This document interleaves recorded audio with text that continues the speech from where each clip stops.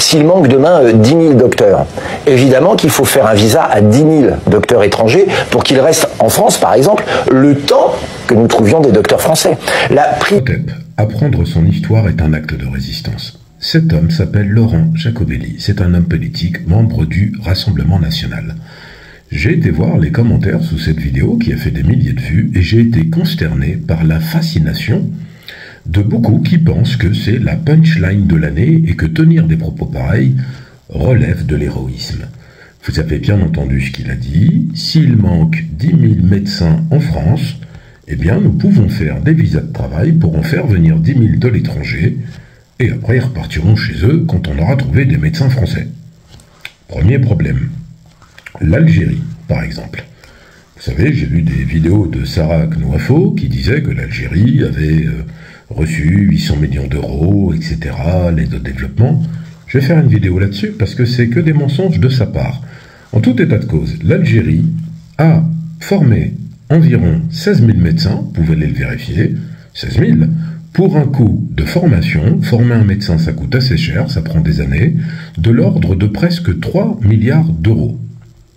Où sont ces 16 000 médecins? Ils sont en France. Pas parce qu'ils ne veulent pas rester en Algérie, c'est tout simplement qu'ils ont été formés en Algérie et dans un souhait de spécialisation, etc., ou dans un souhait de développement de carrière, ils sont arrivés en France aussi pour des perspectives d'emploi, où il y a effectivement des possibilités d'y travailler, puisqu'on manque de médecins en France. Regardez bien, l'Algérie les a formés pour 3 milliards d'euros.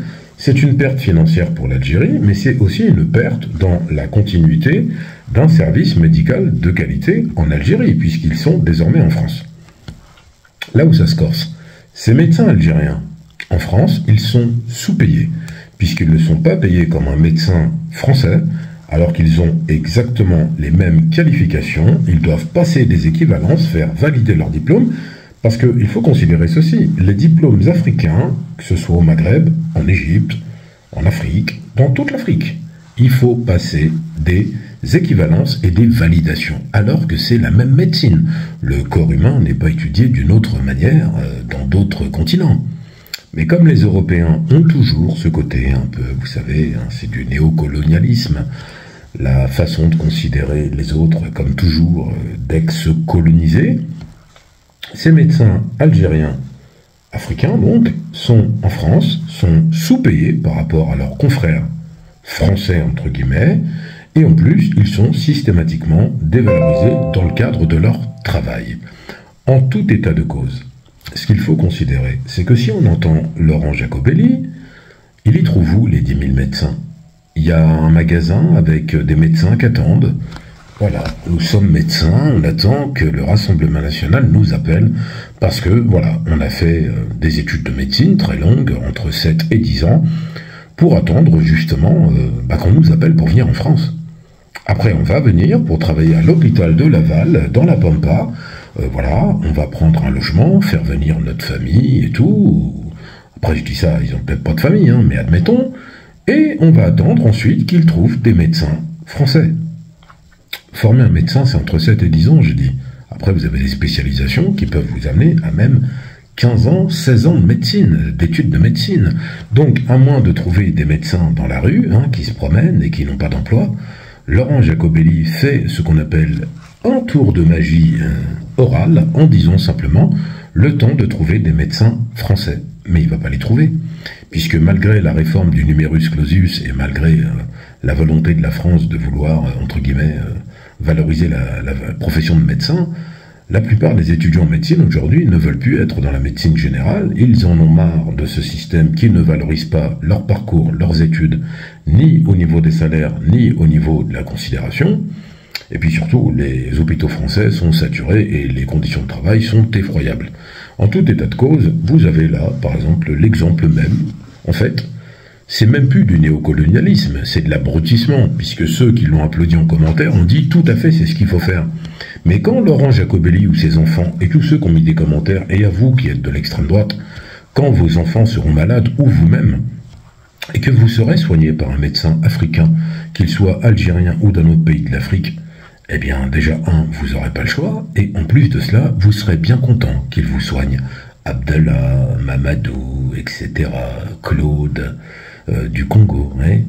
Mais là, le problème, c'est que votre racisme, il est à géométrie variable, puisque face à des médecins étrangers, vous ferez peut-être comme certaines stigmatisations qu'on a pu voir quand un barbu vêtu d'un camis, si vous avez dit qu'il ne voulait pas être soigné par une femme, par exemple, ben vous allez dire je ne veux pas être soigné par un Africain, par un médecin noir, par un médecin maghrébin. Vous voyez, c'est que quand on tient ces propos-là sur une chaîne, en l'occurrence là c'est Public Sénat, sans aucun débatteur en face, on n'est pas dans un débat critique, mais sans personne pour apporter la contradiction, puis on dit des bêtises comme celle-ci. La priorité. Ah, ça veut dire vous les faites venir et vous les faites repartir. Et vous savez, les visas de travail, c'est avec une durée limitée. Hein. C'est pas la nationalité au bout. Hein. Et d'ailleurs, beaucoup de gens qui viennent travailler dans un pays, les expatriés, le font à durée limitée. C'est ce que je vous disais. Il y a ce qu'on appelle le réalisme politique et ce que l'on appelle la propagande. Là, considérer que quelqu'un qui a fait des études de médecine pendant des années, qui est médecin et qui souhaite, le cas échéant, venir travailler en France, même de façon temporaire, c'est un projet de vie.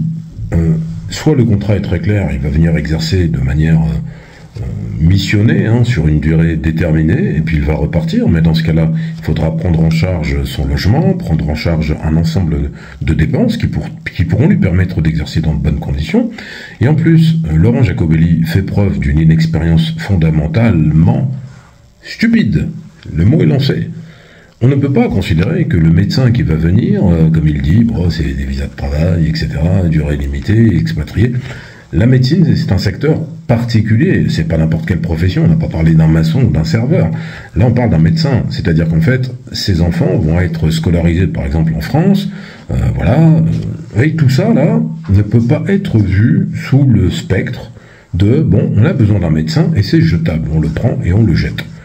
Voilà. Maintenant, si on veut que ce médecin reste, ou si on veut même qu'il ne reste pas, comme le dit Laurent Jacobelli, bah déjà, il faut même pas le faire venir, parce que quel médecin, après, va vouloir avoir envie de venir en France si vous y êtes traité, entre guillemets, comme des mouchoirs qu'on prend et qu'on jette? Vous voyez, le problème, c'est que quand on est un homme politique et qu'on prend la parole sur un plateau, on a une responsabilité qui est celle, en fait, de considérer que le besoin qu'il y a en France de médecins doit être compensé par des solutions qui sont réelles.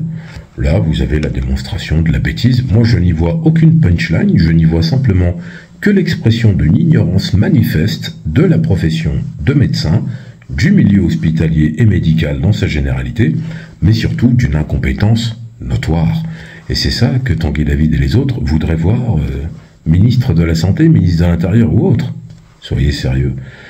Vous n'avez jamais eu le pouvoir à l'extrême droite, j'espère que vous l'aurez jamais, et si vous l'avez, la démonstration de votre incompétence, elle est constante. Merci de vous abonner. On est ensemble.